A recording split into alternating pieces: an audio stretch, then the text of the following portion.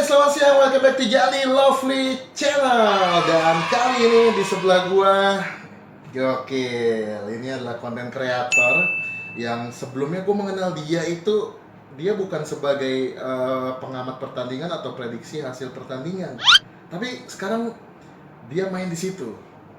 Mau lo tahu siapa? Kita perkenalkan Bung Januar. Halo. The Jans no Jutsu. Yoi. Apa kabar lo? Baik bro. Gimana? Lu kayaknya pusing nih mau nebak nanti malam pertandingan apa yang bakal diprediksi. Oh jelas, karena kita awalnya itu pun sebenarnya nggak pure pertandingan bola ya. Dulunya? Iya dulu. Awal-awalnya? Awal-awalnya. Kita tuh dulu itu nge-vlog. Jadi kalau kita jalan-jalan ke Bandung atau ke Dufan sekalipun itu kita nge-vlog itu. Travel vlog. Travel vlog. Terus setelah itu? Karena kayaknya kita apa ya, jarang-jarang juga ya jalan-jalan ya kayaknya ya.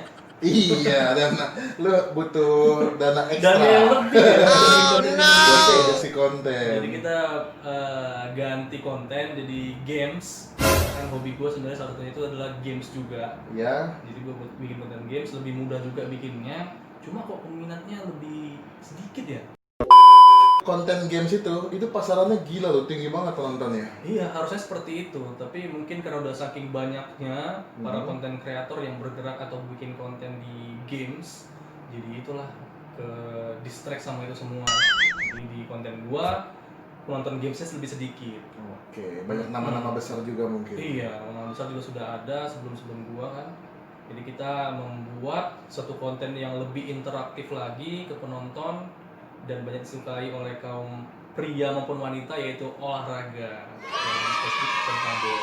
Olahraga semua orang suka dan masuk ke semua kalangan. Betul. Sebelum ke games, Bro Januar ini pernah ke tarik suara ya? Oh iya lupa, iya kita juga pernah tuh bikin konten. Lu hobi nyanyi kan? Iya, betul. Jadi gue hobinya tuh nyanyi, main game, sama nonton bola juga hobi. Oh iya. Kenapa lu nggak banyakin ke nyanyi ya? Oh kontennya nih maksudnya cover lagu, iya. Jadi lagu. suatu ketika gue pernah bikin konten cover lagu. Gue udah seneng nih pas upload hari pertama bisa dimonetisasi, bisa diduitin lah ibaratnya ya. Tapi kenapa pas besoknya gue kena email bahwa kena copyright? Oh, itu gitu ya. Kalau di musik gitu ya. Jadi itu tantangannya bro, kalau di musik itu memang enak sih. Dia tinggal nyanyi karena udah punya talent juga di situ kan. Bisa berkreasi lah. Cuman karena memang hak cipta milik orang lain ya kita terbatas, nggak bisa ngapa-ngapain ya kan. Betul. Even dia cuma cover doang, tetap aja ada aturannya ya. Betul. Dan males banget ngurusinnya. Mungkin kita ganti ke materi lain. Oke, kalau di olahraga sendiri tantangannya apa? Tantangan di olahraga sendiri kita harus memilah-pilah mana gambar, mana video yang enggak bakal di copyright. Sama misalnya Liga Inggris atau Liga Jerman. Oh, terkait hak siar. Iya, hak siar betul. Kadang gitu. Terus kita harus milah-milah yang mana yang foto-foto yang enggak, yang bebas copyright gitu. Cara lihat itu sebenarnya gampang banget. Kita tinggal googling aja. Kalau foto itu banyak dipakai di blog-blog orang atau di channel-channel YouTube orang, itu berarti udah bebas dari hak cipta. Karena kan bebas, orang juga makainya bebas. Tentu kita juga bisa dong pakainya. Gitu.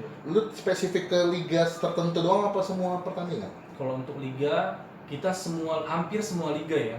Tapi gua itu melihatnya yang mana yang paling diminati semua orang. Jadi gua riset dulu di YouTube, kira-kira yang memuncaki top yang paling banyak cari orang itu liga apa, pertandingan apa lawan apa, misalnya big match Liverpool lawan Chelsea. Nah itu doang yang gua angkat beritanya atau gua bikin prediksinya. Oh, jadi dalam satu konten tuh pasti satu pertandingan aja kan? Iya, betul. Gua kira lu dalam satu konten lu mengulas beberapa liga atau beberapa pertandingan. Oh enggak, kalau itu kita modar juga ya Bung ya. Paling kalau itu gua bikin jadwalnya aja sih.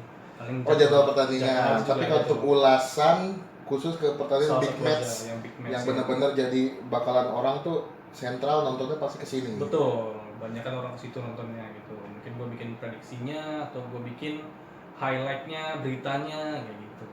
Oke. Lu ada rencana gak sih mengulas tentang pemain tertentu atau sosok pemain misalnya? Untuk pemain tertentu itu lagi project gue sekarang. Gue lagi melihat misalnya suatu pertandingan nih yang paling menonjol si kayak konten gue 3 konten sebelumnya Sergio Ramos nih.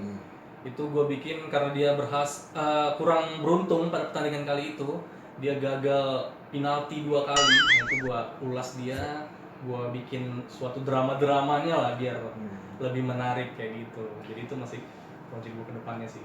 Untuk klub tertentu atau lu mengupas tentang profil sebuah klub dari dia berdirinya, perjalanan histori klub itu, prestasinya, ada rencana di situ? Kalau untuk klub sendiri sih belum ya, tapi ide yang bagus juga sih itu ya. Boleh juga tuh ide lo ya. Akhirnya lu ketemunya di sini kan? Oke juga ya. Iya iya.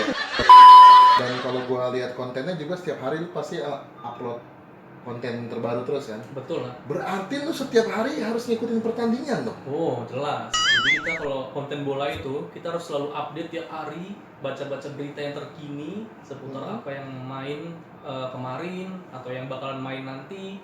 Jadi kita harus udah duluan riset dulu, kita baca-baca dulu beritanya. Oke, terus Gitu. after match nih, setelah pertandingan, itu kan ada highlight, Betul. ya kan? Nah, itu lu ulas juga gak? Betul. Jadi tapi nggak bulat-bulat kita ambil highlightnya gitu ya, tapi kita kemas jadi bikin sebuah drama tentang pertandingan yang kemarin itu. Kita bikin dramanya, kita ambil sedikit-sedikit video-video golnya kayak mana, kita ambil gambar-gambarnya yang menarik, jadi kita bungkus jadi satu konten.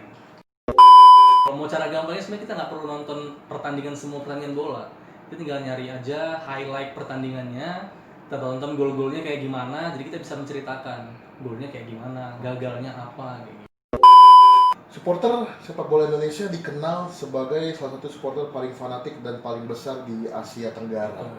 Bagaimana pandangan Bro Januar sebagai seorang konten kreator yang bergerak di olahraga khusus sepak bola?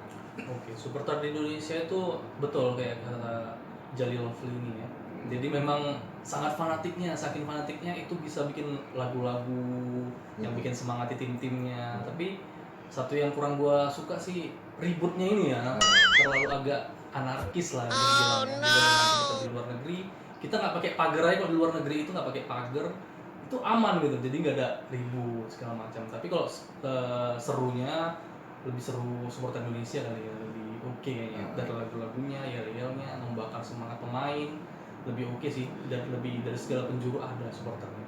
Jadi kalau kita flashback ke tahun 2010, salah satu momen euforia supporter Indonesia tuh di AFF 2010. Gila, itu gokil sih, gue bilang waktu itu Indonesia jadi tuan rumah kan. Itu supporternya biasa ya, luar biasa. Dan di situ jadi gini, memang setiap klub itu punya supporter fanatik masing-masing. Betul. Dan kadang juga ada gesekan, gesekan. Tapi ketika mereka mendukung timnas, itu dia bisa bersatu. Ya, itu uniknya bro. Itu hebat dan uniknya supporter Indonesia. Itu ya. Oke guys, menjadi seorang konten kreator tentunya harus memiliki ide-ide terbaru dan inovatif setiap harinya, bahkan setiap menit, bahkan setiap detik kita harus punya kreasi yang selalu baru. Nah, kedepannya apa yang bakal lu lakukan bro buat membesarkan konten lu ini?